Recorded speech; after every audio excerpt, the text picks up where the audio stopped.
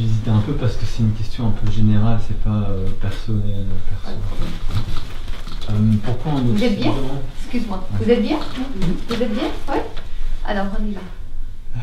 Pourquoi en Occident, parce que je connais l'Occident, on a tellement de mal avec le fait que pour cheminer on a besoin de quelqu'un? Pourquoi on a tellement de mal? Bah ouais, c'est une excellente question. Fantastique. Qui se la pose? Regarde. Voilà, la majorité. Presque la majorité. Voilà. Alors c'est une excellente question. Alors je vais te répondre.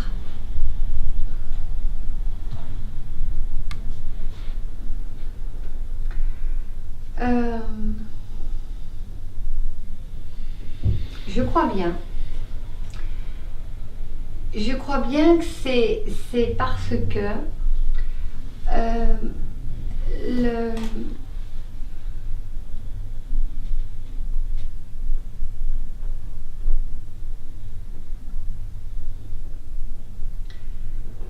notre culture, avec le temps, a fait que déjà en Occident et en tout cas si on parle de l'Occident, ça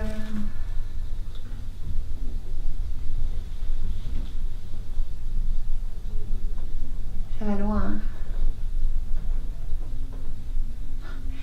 Nous avons bousculé nous avons bousculé tout le principe animiste. Nous avons bousculé tous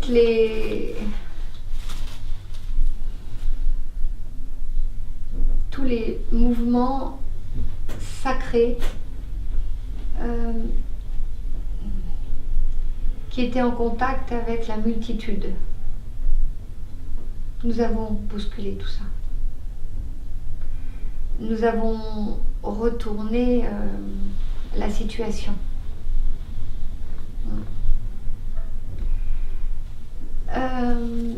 Tu le sais, je ne sais plus qui pourrait nous le dire ici, peut-être Alban, enfin quelqu'un doit le savoir. Un moment dans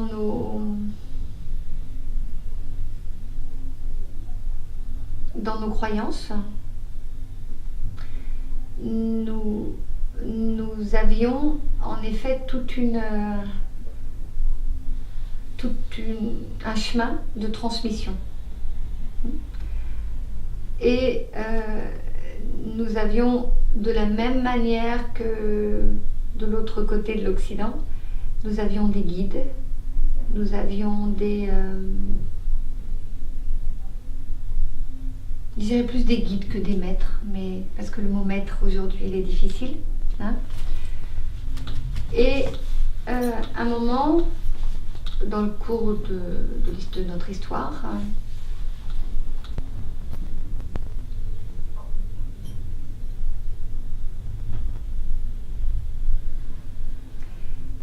ça va loin cette question.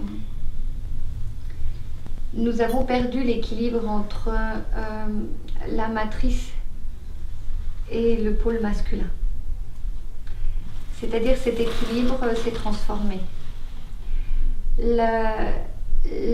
L'énergie de ce qu'on peut appeler le pôle masculin, ça ne veut pas dire la masculinité, c'est-à-dire le pôle masculin. C'est-à-dire que la matrice dans le sens de féminité s'est déséquilibrée. Et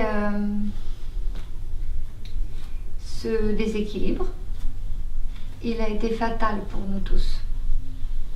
Et il est encore fatal aujourd'hui. On pourrait imaginer que je m'éloigne de la question, non? Mais je ne m'éloigne pas de la question. Parce que tous les extrêmes sont mauvais. Et aujourd'hui, je pense que chacun sait que c'est une journée un peu spéciale. Nous avons eu un événement assez fort en France. Et j'en parlerai samedi, je vous parlerai un peu samedi de ce que nous allons devoir activer à l'intérieur de nous, justement. Activer cette Shakti. Et c'est pour ça qu'il y a le stage Shakti Conscience, pour rééquilibrer en chacun de nous cette partie de la matrice. Donc ce déséquilibre entre ce pôle masculin et ce pôle féminin, donc je rappelle, ce n'est pas la féminité ni la masculinité, c'est l'énergie. C'est l'énergie qui est assez complexe dans notre univers de ces deux pôles. C'est-à-dire que nous sommes structurés sur deux pôles. Et ces deux pôles, nous avons à un moment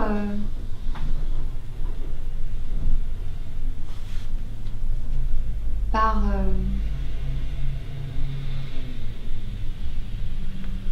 ce déséquilibre, par cette force du mental, le pôle masculin ne fonctionne pas de la même manière que le pôle féminin. Et le pôle féminin est porteur. Porteur ne voulant pas dire encore porteur, une femme porteuse d'un enfant. C'est pas de ça dont je parle.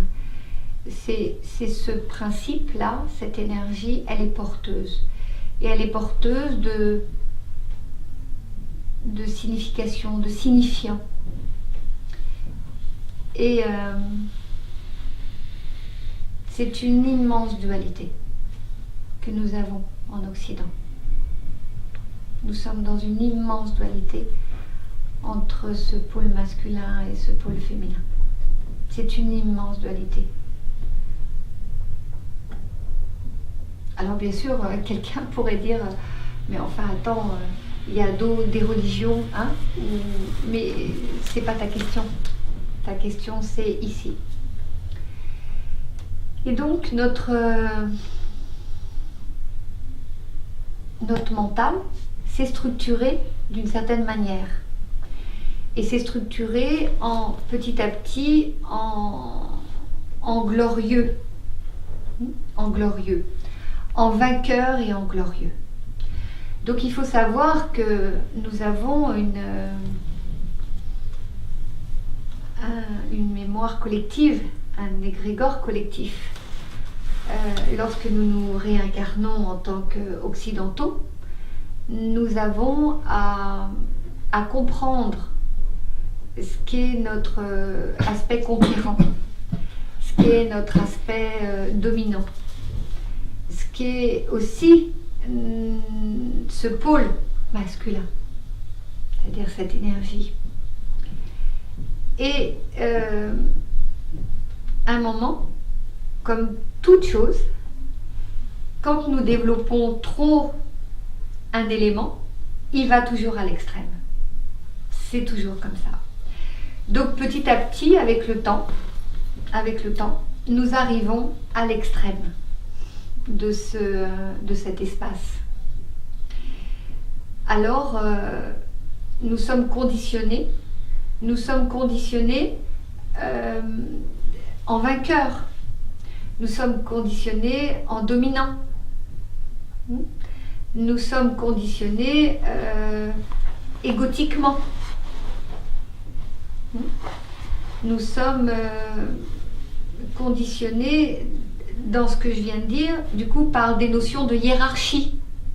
Mais ça veut dire qu'il y a toute une partie de notre cerveau gauche qui s'est actionnée, mais pas notre partie du cerveau droit.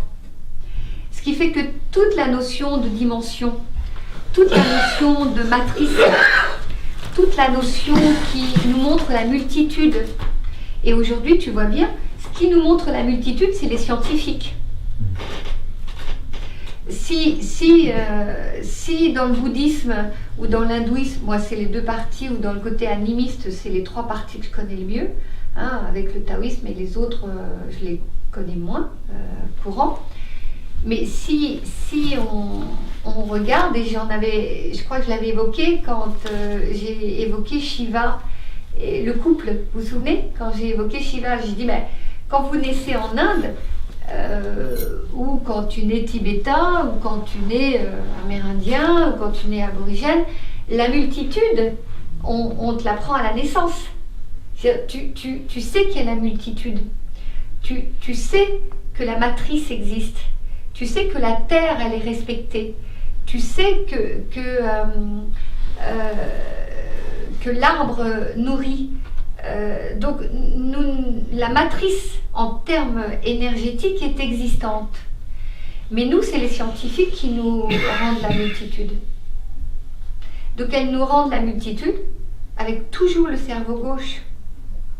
Avec toujours cette ligne de conduite qui est, entre parenthèses, le dominant, le vainqueur, la réussite.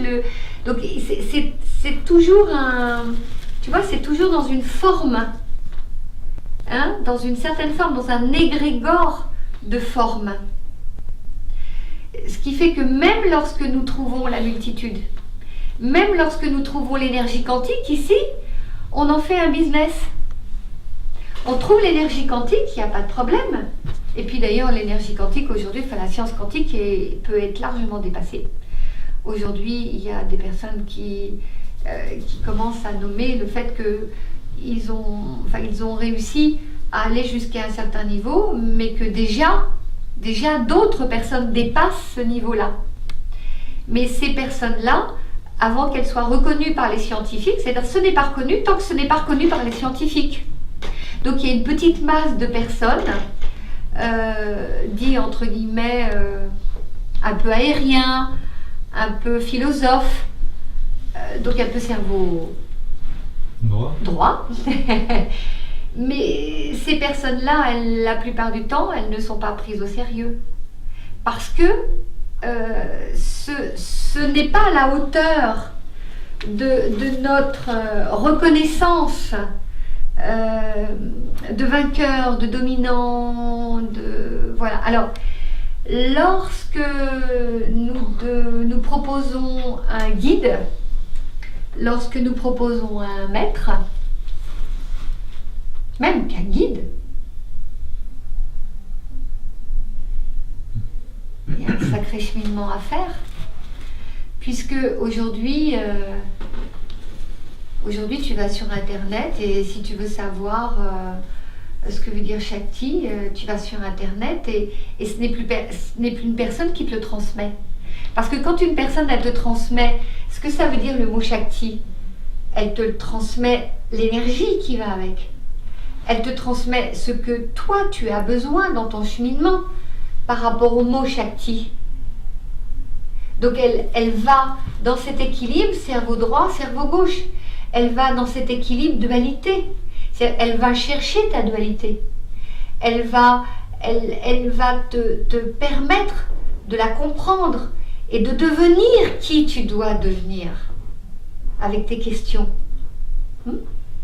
Mais si tu vas sur internet et que tu vas voir le mot Shakti, tu as l'info cerveau gauche et tu n'as pas de transmission. Tu n'as pas l'énergie qui passe. Tu n'as pas le cheminement qui doit être fait pour. Ce qui fait que la personne, elle est contente, elle a la connaissance. Et aujourd'hui, la virtualité de cette connaissance, je dis bien la virtualité, parce que pour moi, il y a un aspect très virtuel. C'est juste une nourriture, c'est un petit peu comme manger une nourriture dans laquelle il n'y aurait plus de prana, dans laquelle il n'y aurait plus d'énergie, dans laquelle on te ferait croire que ça va te nourrir, alors qu'en vérité, tu ne payes que, tu ne fais que payer un aliment. C'est-à-dire que c'est un business. Mais toi, ton âme, ton esprit, ton être, il n'est pas nourri. Et bien là, c'est la même chose. Voilà. Donc c'est pour ça que, oui, bien sûr, tout n'est pas à saisir dans les cultures anciennes. Mais même si en Occident on n'est pas d'accord avec la notion de maître, de gourou, de guide,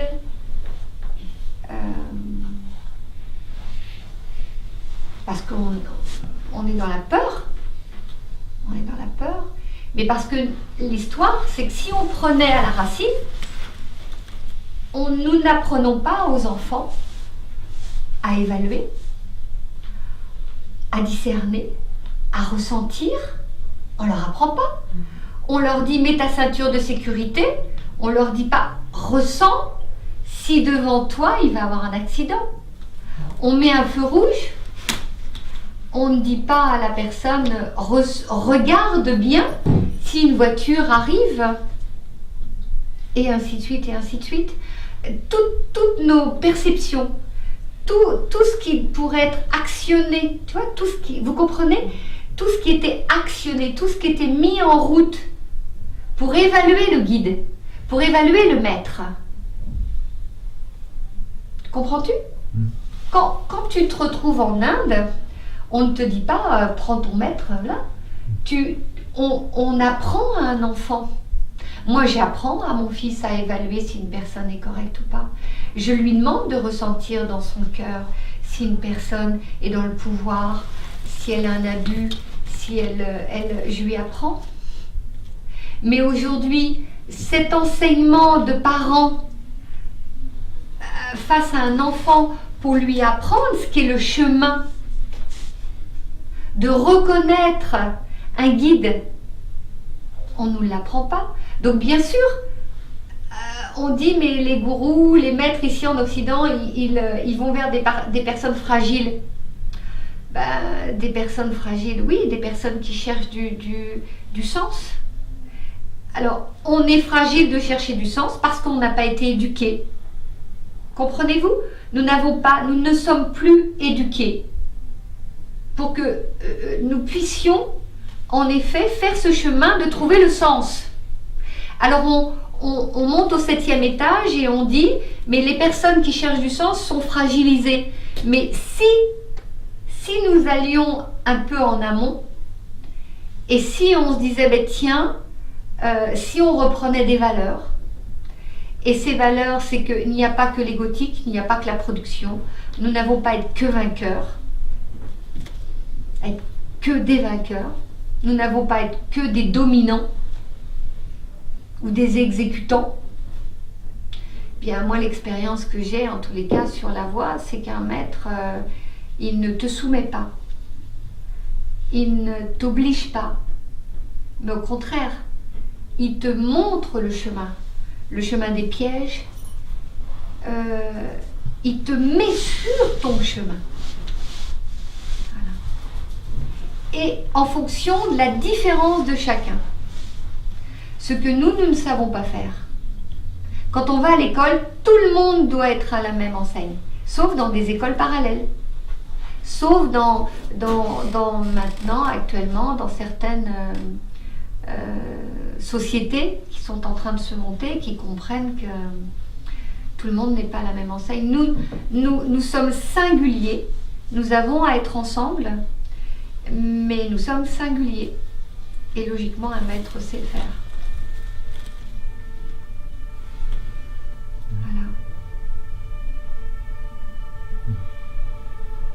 Comprends-tu que c'est vraiment important et je me souviens que c'est Prajnampad qui disait ça.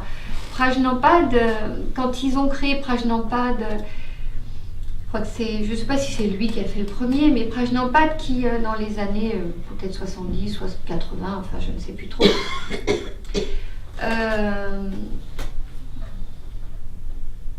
a demandé à des psychothérapeutes, c'est-à-dire qu'il a formé des psychothérapeutes pour aider les Occidentaux à se préparer pour cheminer sur ce chemin de conscience. Parce qu'ils arrivaient et avec leur espace égotique dominant, bien sûr que moi j'ai le droit d'avoir l'initiation que l'autre à côté là a. C'est-à-dire que toute cette idée de cheminement, toute cette idée d'apprendre, de comprendre, de patienter, c'est-à-dire toutes les qualités nécessaires au cheminement, de courage, d'engagement, de la patience. De temps en temps, oui, en effet, un maître, un guide, un ami spirituel va faire attendre une personne, mais elle ne va pas la faire attendre parce que son égotisme est dominant, mais parce qu'elle sait que cette personne-là, en attendant, elle va acquérir 4 fois plus de qualité que d'activer cette personne. Alors, logiquement, le guide est une personne qui a exploré son ego, sa conscience, et qui a je dirais, une dimension de cœur, une dimension de clairvoyance, une dimension qui lui permet de voir. Et puisque nous, il y a toute une part de cette multitude que nous ne reconnaissons pas, avec notre cerveau gauche, l'aspect scientifique veut que nous prouvions la qualité de sagesse. Comment on peut prouver qu'une personne est sage? Comment on peut prouver qu'une personne est courageuse, si ce n'est qu'avec le temps et l'observer? Voilà. Donc, tu comprends? C'est vraiment toute une articulation et une remise en question de la manière dont nous nous comportons face au monde, face à nous-mêmes et face même à notre devenir planétaire. Voilà. Vous vous souvenez de ce film La Belle Verte? Eh ben, La Belle Verte, c'est intéressant. C'est un superbe film. Et ce qui était très intéressant dans La Belle Verte, c'est qu'il n'y a pas de guide, enfin il n'y a pas de maître, de gourou. Il y a des personnes considérées comme ayant fait le chemin et reconnues par ces autres comme ayant développé une certaine forme de qualité. Voilà. Alors si tu veux bien, maintenant je vais répondre autrement à ta question. D'accord? Vous êtes d'accord? D'accord?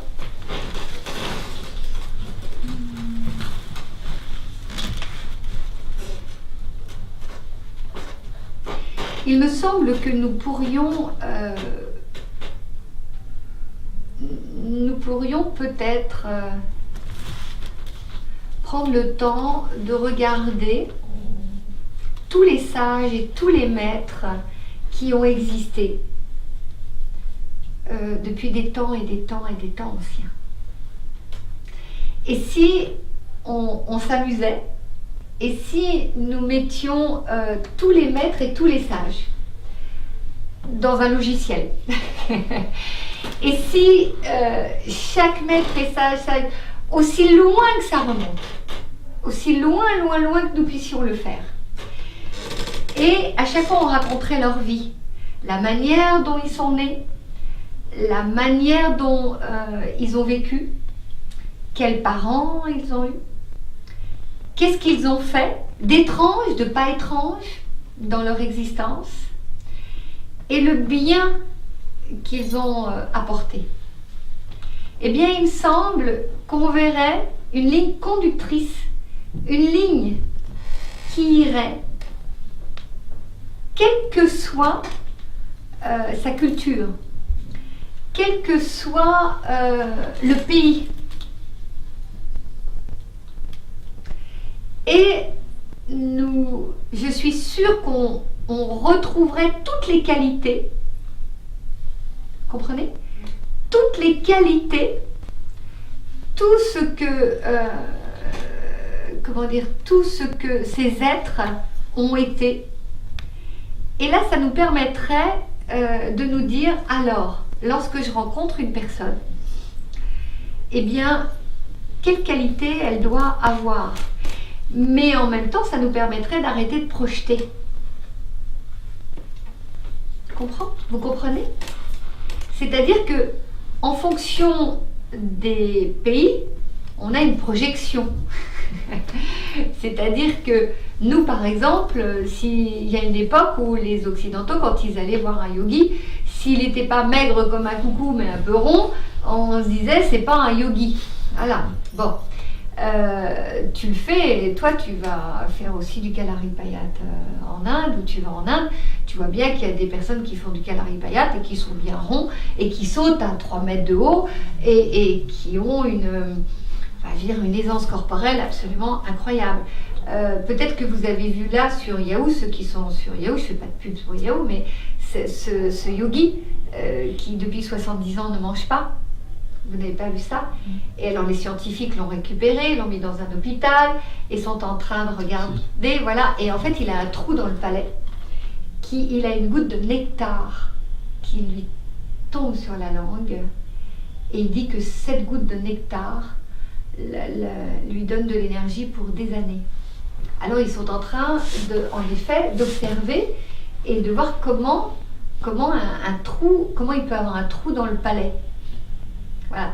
Donc, ça pourrait être tout à fait charmant, n'est-ce pas, de faire ce aide-moi, récapitulatif de tous les sages. Et on pourrait là voir qu'on nous offre sur cette terre une multitude de sagesse, une diversité incroyable de découvrir la sagesse. Et que c'est tout sauf linéaire, que c'est tout sauf une voie, mais qu'on verrait que c'est aussi fleuri que toutes les fleurs qui sont sur cette terre. On verrait qu'il y a autant d'histoires, que j'ai envie de dire, d'humains sur cette terre. On verrait qu'il y a une multitude de formes, autant de formes qu'il y a sur cette terre. Et c'est une certitude.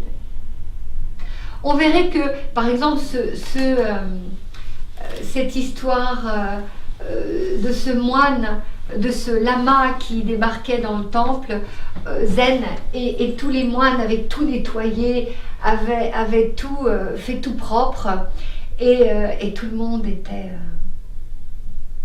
voilà. Et lui, il arrive, il en bouge un, il prend son zafou, hein, et il commence à jouer au foot. Alors tout le monde, qu'est-ce qui se passe? Il dit, allez. Et la leçon de ça, c'est si tu n'es pas actif dans ta vie, eh bien, tu ne peux pas aller sur la voie de la sagesse.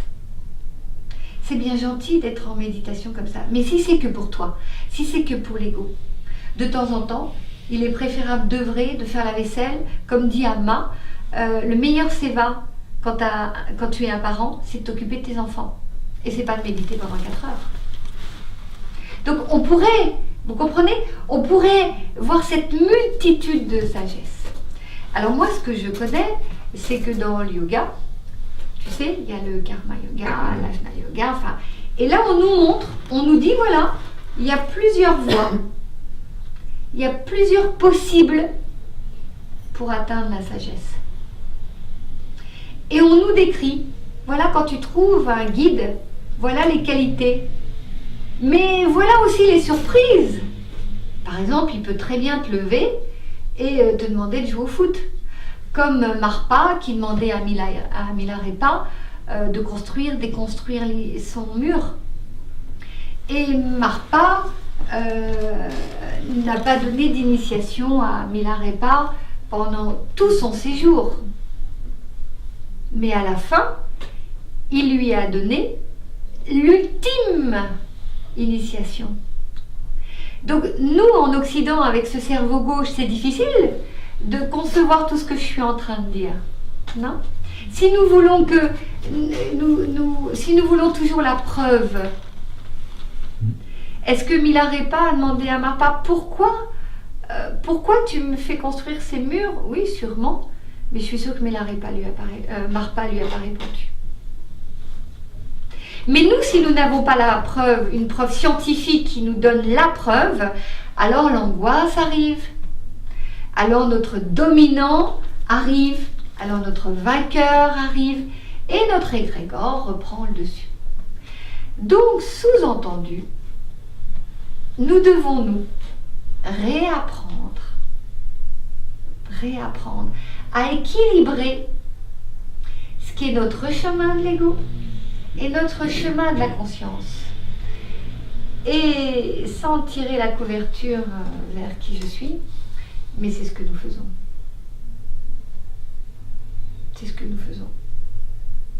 Mon sentiment, c'est que je passe mon temps à vous aider, à accompagner les personnes pour qu'elles puissent équilibrer cet espace un peu occidental. Je dis un peu parce que ça dépend du karma de chacun. Et cet espace justement qui quelquefois n'est pas occidental.